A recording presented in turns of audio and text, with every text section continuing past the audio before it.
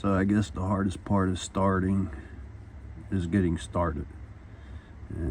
That's part of my problem. So this is what we're going to do, and we're going to start debarking this new pipe here.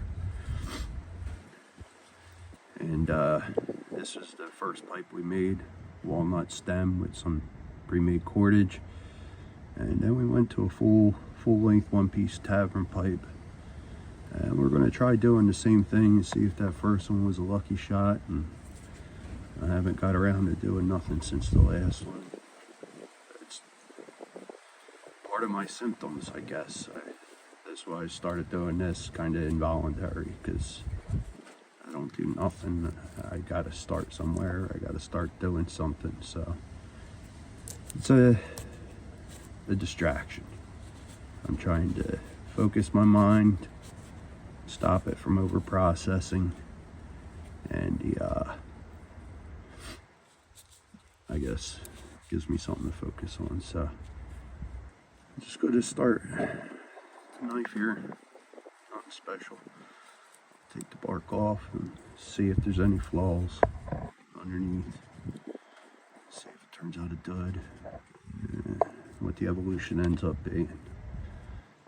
A remake of something that was. See how it turns out. Other than that, ain't got no clue what I'm doing. Just trying to look for answers within myself. It's kind of a period of self-reflection. Like I said, involuntary content. It's not for anybody but me, really.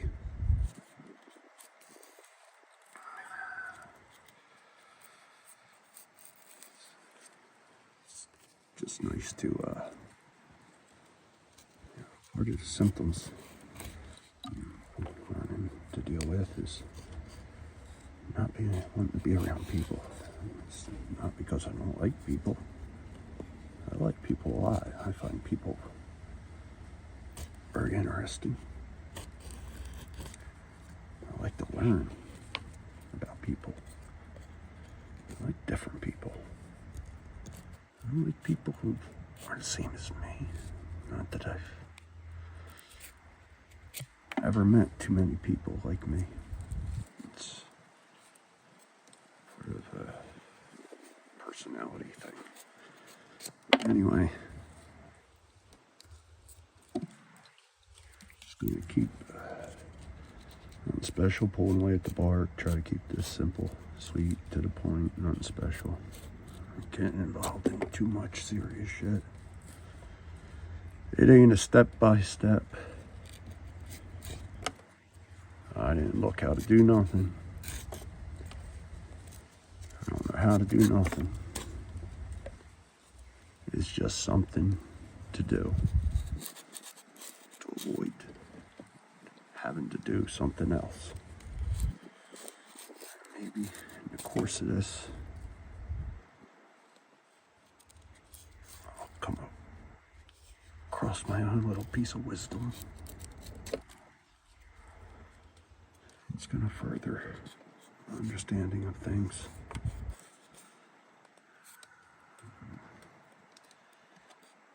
Is maybe others gain a little bit of wisdom too.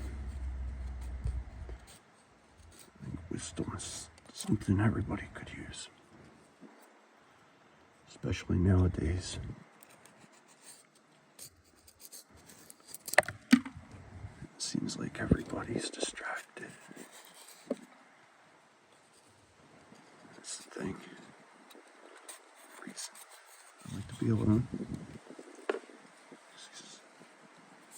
You're not distracted. You gotta kind of look at everything. You got no phone to look at, no TV, nowhere to go, no wants to go. Nothing really planned or to do. Nothing to do.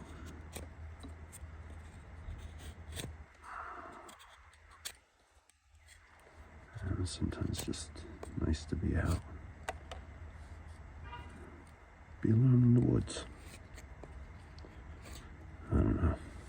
Fuck, I feel like fucking Bob Ross. Oh, sorry about the language.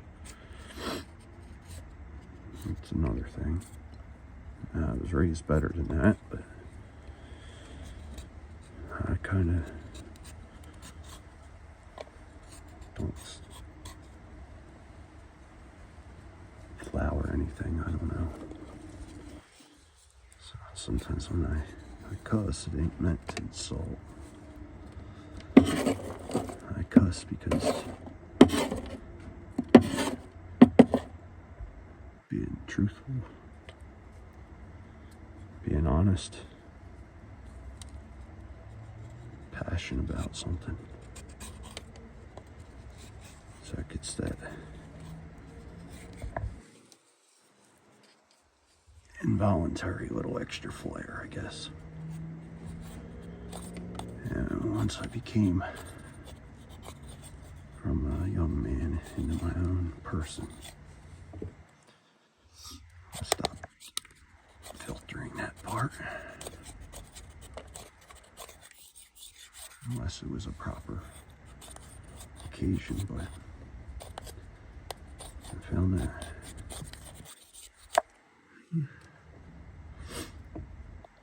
I wasn't in a disrespect thing, and I actually found that combined with the truth,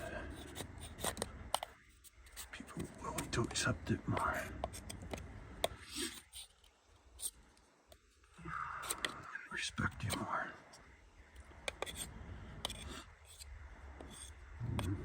It's going to be a little belt.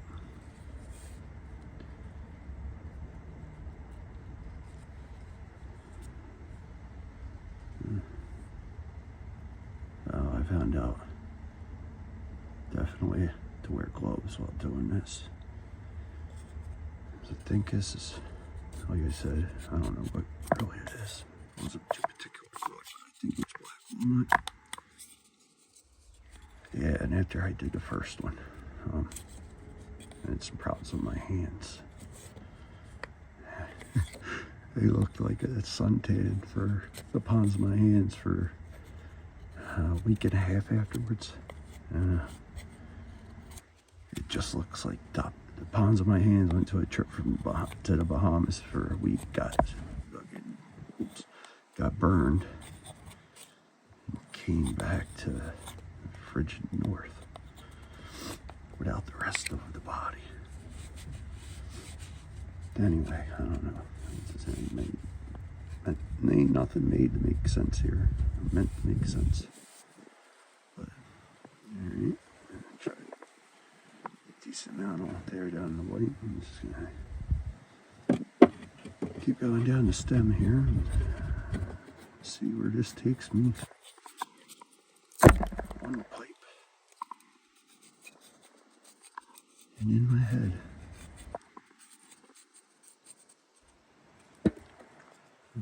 Watch which way I go here.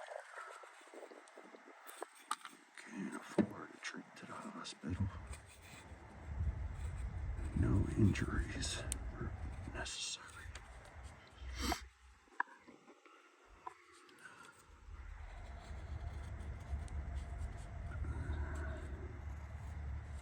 This ain't my whittling knife.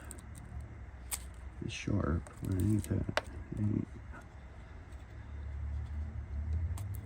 high end. I mean, it's good, but I haven't put the little diamond file on it or nothing, rehoned it since I had it, so it needs it. I'm gonna have to do that too. It's just one step at a time. And this one those times. So anyway,